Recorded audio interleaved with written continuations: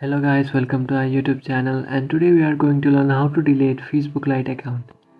So if you want to delete your Facebook Lite account, first of all you have to open up your Facebook Lite application, and after opening your Facebook Lite application, tap on the three bar icon which is on the top right, and after tapping on that three bar icon, scroll down, and in settings and privacy you can find settings.